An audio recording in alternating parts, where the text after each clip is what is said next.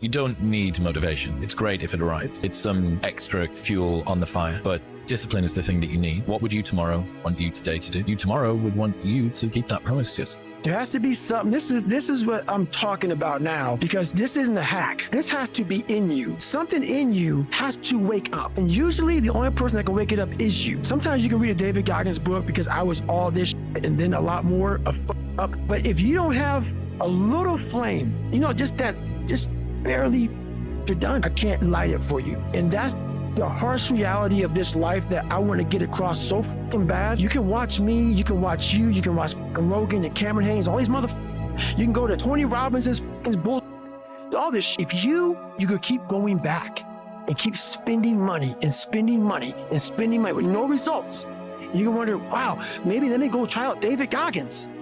He ain't gonna fucking help you. You have to explore, examine the insides of yourself. And what do you really want out of life? Your friend, a lot of people out here just don't want it. So guess what? Have fun with your life. It's a lot easier to sit around and make a list of what you're going to do in the future. What's easier? It's easier to take out a pen and a piece of paper and write things down. And so people will substitute that action for the action that will actually change them and make them better and move them closer to that version of who they know they can become. So let's just be careful. Just be careful.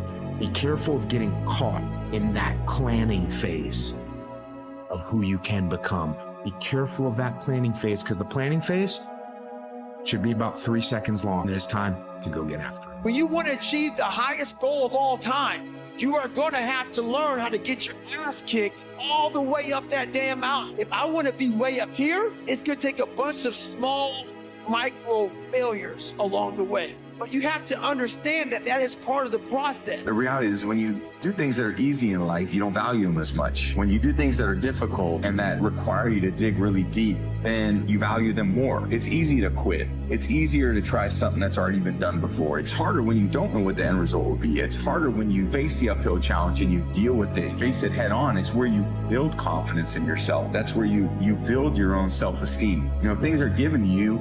You never have a sense of how difficult it is to actually earn it. Regret hurts more than discipline, because when you're disciplined and you act on the things that you're supposed to do, you won't ever have to look back and say, dang, woulda, coulda, shoulda. So do it now so you don't have to do it later. The most powerful voice you'll ever hear is the one inside your own head, because that voice is often fueled by fear and insecurity. Your mind can remind you of the past. It can criticize you and make you question your self-worth, but you can change that. Don't be afraid to question the stories you create in your head. Focus on what you want, and you'll start to see opportunities where obstacles once were. You get up in the morning, what are you going to do today? I'm going to win today. Well, just by saying that you're going to win today, you ain't going to win today. It's a jungle out there. See, most of us, we come out to compete every single day. The jungle comes to win, because the jungle is always prepared. The things that you think about all the time, that you don't tell anybody, right? You can do that thing. You actually can achieve it.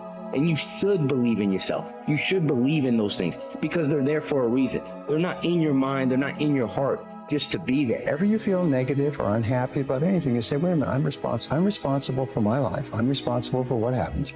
I can't change the past.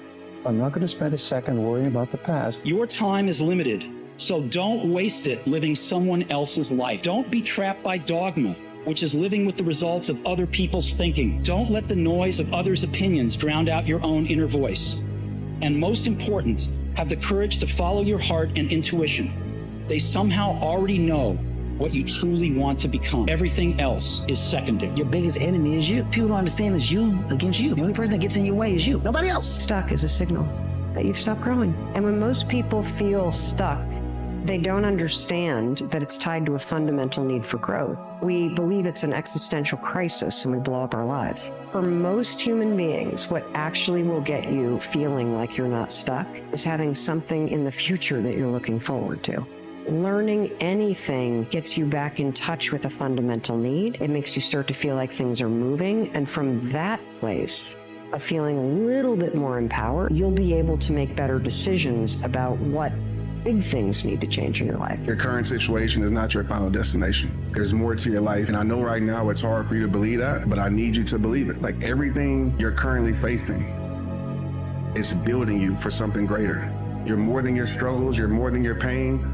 I know you feel like nobody understands you. Nobody gets you. I know you feel alone and isolated. So I want to tell you, I'm proud of you for not giving up when it's so easy to. I know what darkness looks like. I know what it feels like to be alone with no motivation, no drive, no passion. And what has to compound your soul in the darkest of times. But if you are able to get up every morning, have no passion, no drive, no motivation, and still get up with that kind of fire, you will be successful in life. I guarantee you that. The darkest place someone can be is when they are alive, but they are not living. The darkest place someone can be is when they are no longer making progress. Everyone talks about the destination, but very few people talk about the journey. That's where the iron is forged. In the monotony of doing the right thing day in and day out, your part of the deal is to keep showing up for yourself, to stick around and see what happens when you really go all in. Don't just settle for mediocrity. Just hold up your end of the bargain and watch how life will turn in your favor. You can't avoid the peaks and valleys in life. They say you can't avoid the peaks and valleys in life. Life will always have the ups and downs,